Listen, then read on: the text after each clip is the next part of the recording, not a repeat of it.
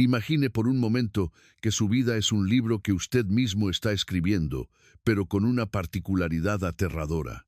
No tiene permitido borrar ni una sola palabra de lo que ya ha sido plasmado. Cada intención, cada susurro en la oscuridad y cada decisión tomada en el silencio de su alma permanece allí, esperando ser leída ante la presencia de la verdad absoluta. La mayoría de nosotros vivimos como si el tiempo fuera un recurso infinito y la justicia una idea abstracta que solo se aplica a los demás. Sin embargo, la realidad que la Biblia nos presenta es muy distinta. No somos náufragos en un océano de azar, sino viajeros que se aproximan, segundo tras segundo, a un estrado del cual nadie puede escapar. Hoy no quiero hablarle de teorías distantes, sino de la arquitectura del juicio divino, una serie de 12 estaciones o 14, si miramos las profundidades del espíritu que revelan quiénes somos realmente. Prepárese, porque lo que está a punto de escuchar no es solo una profecía, es el mapa de su propio destino eterno. Comencemos por lo más íntimo, lo que llamamos el juicio particular. Existe una extraña ilusión en el ser humano. Pensamos que la muerte es el final de la conciencia, un apagón repentino que nos libera de toda responsabilidad. Pero la Escritura es tajante al afirmar que está establecido para los hombres que mueran una sola vez, y después de esto, el juicio. Este no es el juicio final de las naciones, sino un encuentro personal, un cara a cara que ocurre en el instante mismo en que el último aliento abandona el cuerpo. En ese momento, el tiempo se detiene y la eternidad se despliega. Dios no le preguntará cuántas posesiones acumuló o qué tan respetado fue en su comunidad. La pregunta será quirúrgica y devastadora. ¿Qué hiciste con el hijo que envié al mundo? Este juicio ocurre mucho antes de las trompetas del Apocalipsis o las copas de la ira. Es el examen de la fe individual. Aquí, las buenas obras son como trapos de inmundicia si no están bañadas en la gracia. La Biblia aclara que quien no cree ya ha sido condenado. Es un juicio de reconocimiento. O Dios lo reconoce a usted como suyo, o usted es un extraño para Él. Aquellos que fallan en este juicio entran en una sala de espera de sombras, el Hades, no como un lugar de castigo final, sino como un recordatorio consciente de la oportunidad perdida, aguardando el gran juicio del trono blanco. Por el contrario, los que han aceptado a Cristo pasan a un estado de reposo consciente, pero esto es solo el principio de la odisea profética. Avancemos hacia el horizonte de la historia, hacia un evento que muchos consideran una fábula, pero que para el cielo es una cita ineludible, el juicio del rapto. Imagine un día ordinario, un martes cualquiera donde el mundo gira con su habitual indiferencia. De repente, millones desaparecen. El rapto no es simplemente un rescate mágico, es un juicio de preparación. La pregunta de Dios en este evento no es sobre su doctrina, sino sobre su vigilia. ¿Estabas mirando hacia arriba o tenías los ojos clavados en la tierra? Jesús advirtió que vendría como ladrón en la noche, y un ladrón no avisa a los que duermen. Estar espiritualmente alerta significa vivir con una honestidad brutal ante Dios, arrepintiéndose rápidamente y manteniendo el aceite en la lámpara. Este evento actúa como el gran divisor de la humanidad. Aquellos que fallan en este juicio de listura permanecen en la tierra para enfrentar la gran tribulación, un período de 7 años donde la paciencia de Dios se agota y el juicio se vuelve tangible. No es que ya no puedan salvarse, pero el precio de la redención en ese entonces será el martirio, la entrega total de la vida bajo una presión que el mundo jamás ha conocido. Mientras tanto, los que fueron hallados dignos experimentan una transformación gloriosa, recibiendo cuerpos inmortales para un encuentro que redefine la existencia misma. Mientras la tierra se sumerge en el caos, en las regiones celestiales ocurre algo de una belleza y seriedad indescriptibles. El tribunal de Cristo, conocido en griego como el bema, Es vital entender que este no es un juicio para determinar quién entra al cielo y quién no. Los que están allí ya son salvos. Es, más bien, un juicio de evaluación de la fidelidad. Imagine a un atleta que ha terminado la carrera y se presenta ante el estrado para recibir sus premios. Pablo utiliza esta metáfora para explicar que todos compareceremos ante el tribunal de Cristo para recibir según lo que hayamos hecho mientras estábamos en el cuerpo, sea bueno o sea malo. Aquí, el fuego divino de la verdad atraviesa cada una de nuestras obras. Algunas obras que ante los hombres parecían monumentales, como grandes donaciones o sermones elocuentes, se consumirán instantáneamente como madera, heno o hojarasca, porque el motivo detrás de ellas era el orgullo o la búsqueda de aplauso. Pero aquellas pequeñas acciones hechas en secreto, la copa de agua dada al sediento, el perdón otorgado en silencio, la fidelidad en lo poco, brillarán como oro, plata y piedras preciosas. El dolor en este juicio no es el del infierno, sino el de la vergüenza de ver cuánto pudimos haber hecho por nuestro Señor y no hicimos. Sin embargo, para los que pasan la prueba, las recompensas son coronas que simbolizan no un estatus de superioridad, sino una capacidad de servicio en el reino venidero. De vuelta en la tierra, el vacío dejado por los redimidos abre la puerta al juicio del engaño.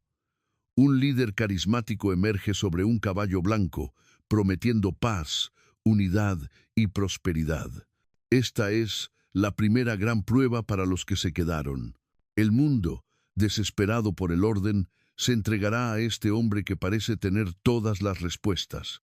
Pero la Biblia advierte que este jinete lleva un arco sin flechas. Su conquista es a través de la seducción intelectual y emocional. Este es el juicio de la verdad. Dios envía un poder engañoso para que crean la mentira aquellos que no amaron la verdad para ser salvos. El anticristo no se presentará con cuernos y olor a azufre, sino como una imitación casi perfecta de Cristo. Usará la retórica de la paz mundial y la justicia social para atrapar las almas en un sistema que excluye a Dios. Aquellos que superen este juicio serán los que, aun en su confusión, se aferren a las Escrituras y se conviertan en la resistencia espiritual, enfrentando el rechazo social y la persecución por no doblegarse ante la imagen de la bestia. A medida que el gobierno del anticristo se consolida, el juicio se vuelve económico y físico con la marca de la bestia. Este es quizás el punto de no retorno más dramático de la profecía. El sistema exige una marca en la mano derecha o en la frente para poder participar en la vida diaria. Sin ella, no hay comida, no hay refugio, no hay lugar en la sociedad. Para muchos, esto parecerá una simple actualización tecnológica o una medida de seguridad necesaria, pero el cielo lo ve como una firma de lealtad eterna al enemigo. Aceptar la marca es un acto irreversible de apostasía. La Biblia es severa. Quien la reciba beberá del vino de la ira de Dios. Aquí el juicio es sobre la confianza. ¿Confía usted en que Dios proveerá su pan diario en el desierto o venderá su alma por la seguridad de un supermercado? Los que rechazan la marca enfrentarán la muerte física, pero la Escritura los describe como vencedores que lavaron sus ropas en la sangre del Cordero. Su muerte es, en realidad, su graduación hacia la vida eterna, mientras que aquellos que eligen la vida fácil de la marca firman su propia sentencia de muerte espiritual. Entramos entonces en el juicio de la perseverancia, que se desarrolla en medio de las plagas apocalípticas. Las trompetas suenan y las copas se derraman sobre la tierra, ríos que se convierten en sangre, oscuridad que se puede sentir, úlceras dolorosas. Lo lógico sería que el ser humano se humillara ante tal despliegue de poder divino, pero el juicio de la perseverancia revela una verdad sombría sobre el corazón humano, la capacidad de endurecerse hasta el infinito. La Biblia dice que los hombres blasfemaron el nombre de Dios y no se arrepintieron. Este juicio separa a los que, bajo el martillo del dolor, se rompen para ser sanados por Dios, de aquellos que se convierten en piedra. Es el mismo sol que derrite la cera, pero endurece el barro. La pregunta aquí es si el sufrimiento lo acercará a Dios o lo convertirá en un enemigo acérrimo del Creador. Aquellos que perseveran en la fe, incluso cuando el cielo parece de bronce y la tierra un infierno, son los que finalmente heredarán las promesas. Hacia el final de la gran tribulación, el juicio cae sobre Babilonia la Grande. Babilonia no es solo una ciudad o una religión, es el espíritu del mundo, el sistema global de comercio, orgullo y autonomía humana que dice: no necesito a Dios porque tengo mis propias riquezas. En un solo día, en una sola hora, todo el sistema financiero y social que ha esclavizado a las naciones se desmoronará. Los reyes y los mercaderes llorarán al ver la destrucción de su fuente de poder. El juicio sobre Babilonia es el recordatorio de que todo lo que no está edificado sobre la roca de la palabra de Dios es temporal y destinado al fuego. Es un llamado a salir de ella para no participar de sus pecados. ¿Está su corazón invertido en la bolsa de valores del mundo o en el tesoro del cielo? La caída de Babilonia despeja el camino para el regreso del Rey de Reyes. Pero antes de que Cristo establezca su trono de paz, hay un juicio pendiente y muy específico: el juicio de Israel. Dios no ha terminado con su pueblo del pacto. El profeta Ezequiel describe este momento como un paso bajo la vara en el desierto. Después de haber pasado por el fuego de la persecución del anticristo, el remanente de Israel se encontrará cara a cara con su Mesías. No es un juicio de castigo, sino de purificación y reconciliación. Mirarán a aquel a quien traspasaron, dice la profecía. Aquí, la incredulidad nacional de siglos se disuelve en lágrimas de arrepentimiento. Aquellos que aceptan el pacto renovado entran en las bendiciones del reino, cumpliendo la promesa de que todo Israel será salvo. Es la demostración final de que Dios es fiel a sus palabras, incluso cuando su pueblo ha sido infiel por generaciones. Simultáneamente, ocurre el juicio de las naciones, a menudo llamado el juicio de las ovejas y los cabritos. Imagine a todas las naciones supervivientes reunidas ante el trono de gloria de Jesús en el valle de Josafat. El criterio es fascinante por su simplicidad. ¿Cómo trataste a mis hermanos más pequeños? En el contexto profético, esto se refiere a cómo las naciones y los individuos trataron a los seguidores de Jesús y posiblemente al pueblo judío durante los horrores de la tribulación.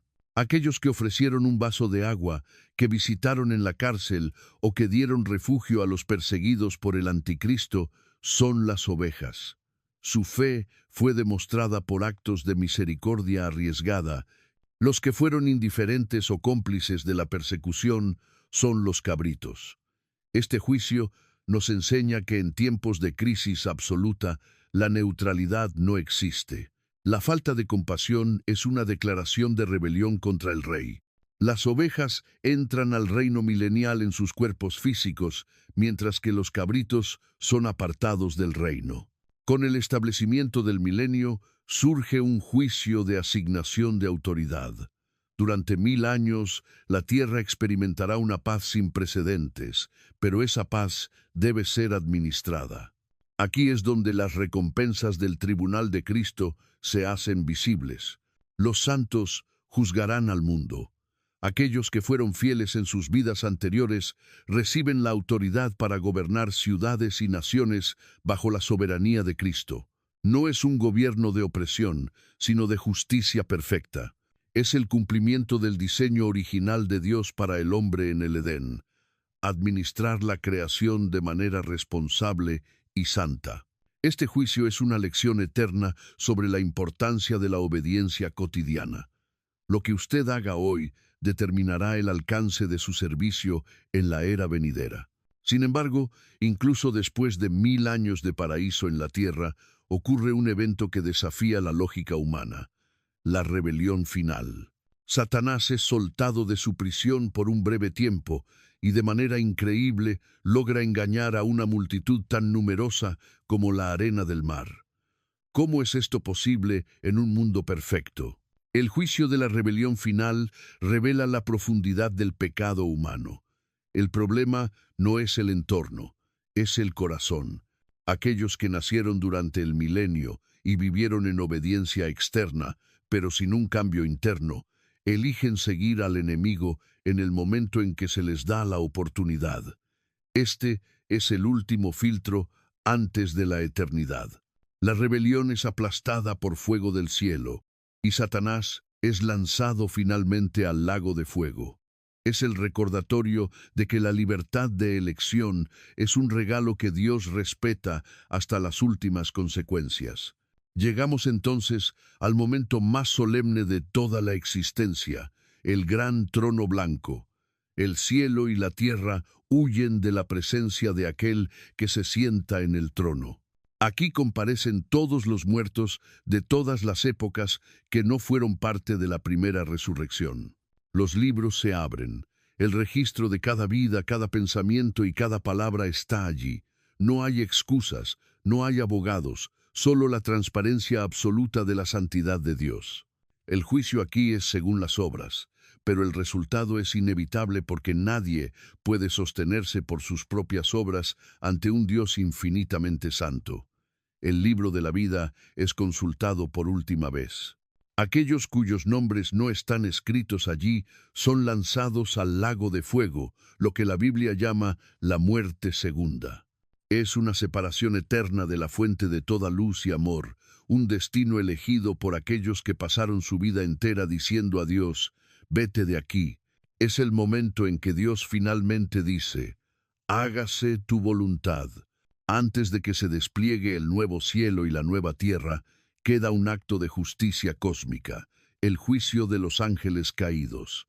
Seres que conocieron la gloria directa de Dios y decidieron rebelarse, que corrompieron a la humanidad y sembraron el caos durante milenios. Pablo nos dice que nosotros, los redimidos, juzgaremos a los ángeles. Aquellos que una vez fueron tentados y atormentados por estos seres espirituales, ahora se sientan con Cristo para dictar su sentencia final. El mal es erradicado no solo de la tierra, sino de todas las dimensiones de la realidad creada.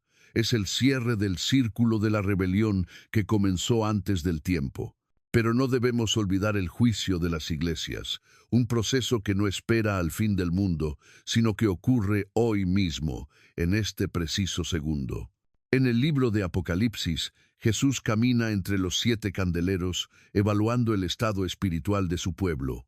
No juzga a la iglesia como una institución abstracta, sino como una comunidad de almas. A una le dice que ha perdido su primer amor, a otra que tiene nombre de que vive pero está muerta, a otra que su tibieza le provoca náuseas. Este juicio presente es un acto de misericordia pura, un llamado al arrepentimiento antes de que las puertas del tiempo se cierren. Si el candelero es quitado, la luz se apaga y la iglesia se convierte en un club social sin poder espiritual.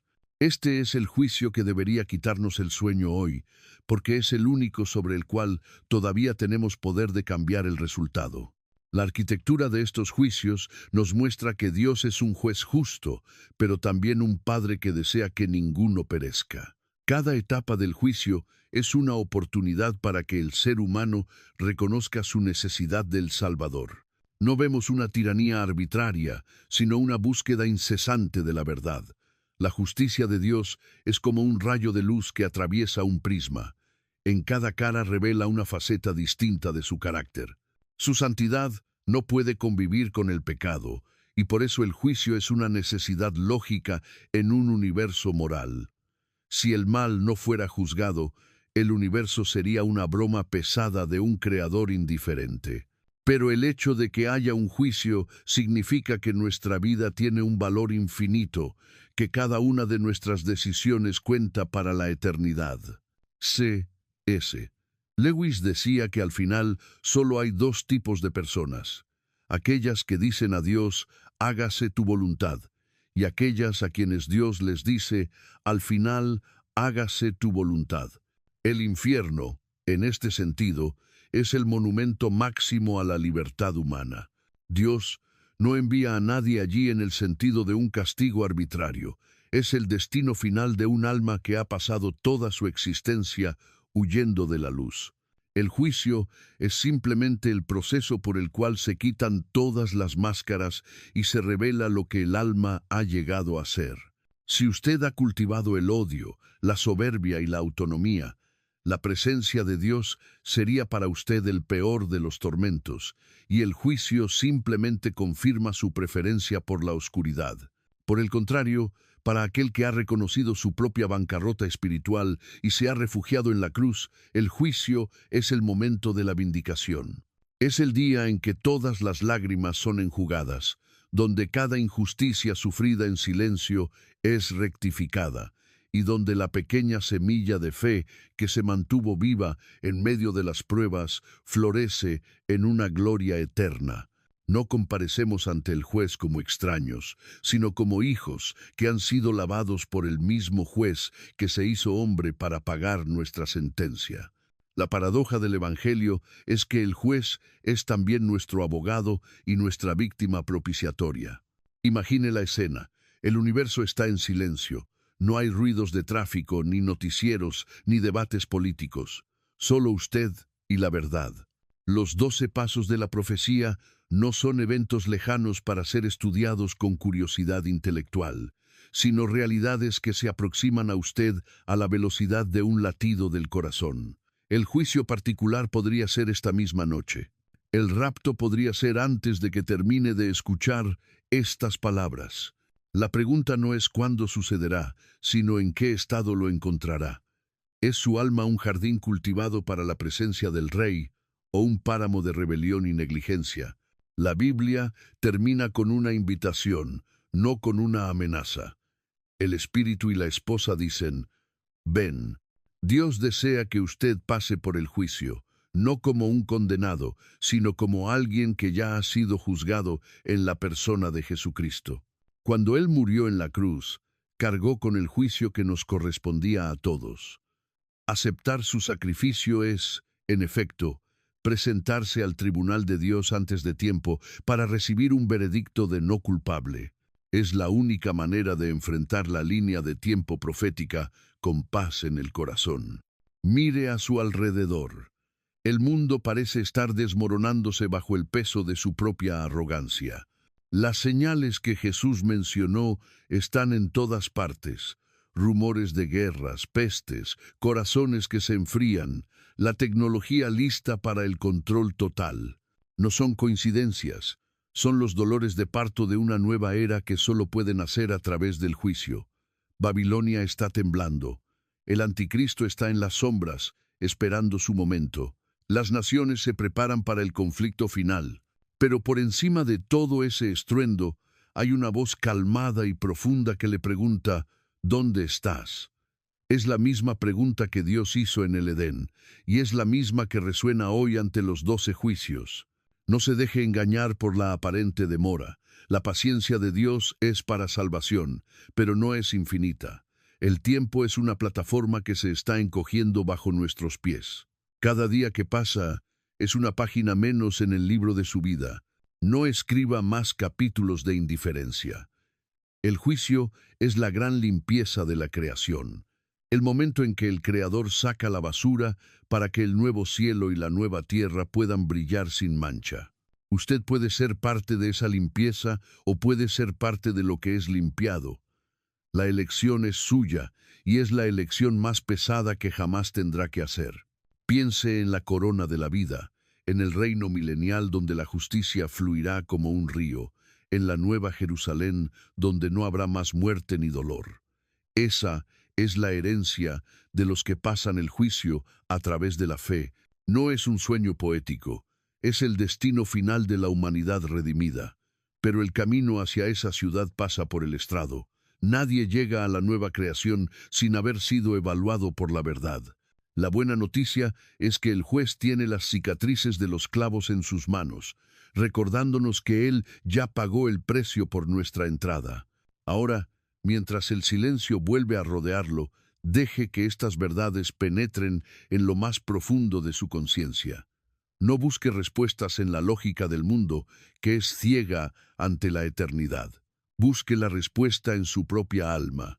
Si el cielo se abriera en este instante y el gran trono apareciera sobre su cabeza, sentiría el terror de un rebelde capturado o el alivio de un hijo que finalmente ve a su padre. Los 12 juicios están en marcha. El reloj de Dios no se detiene. Usted ha sido advertido, ha sido invitado y ha sido amado. El resto de la historia depende de usted ante Dios.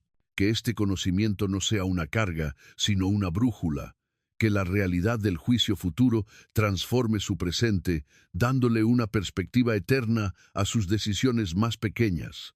Porque al final, cuando el sol se apague y el tiempo se desvanezca, lo único que importará es si usted conoció a aquel que es el principio y el fin. Que el Señor le conceda la sabiduría para estar preparado, el valor para ser fiel y la paz que sobrepasa todo entendimiento mientras aguarda su venida. La puerta todavía está abierta, pero las sombras se alargan. Es hora de despertar,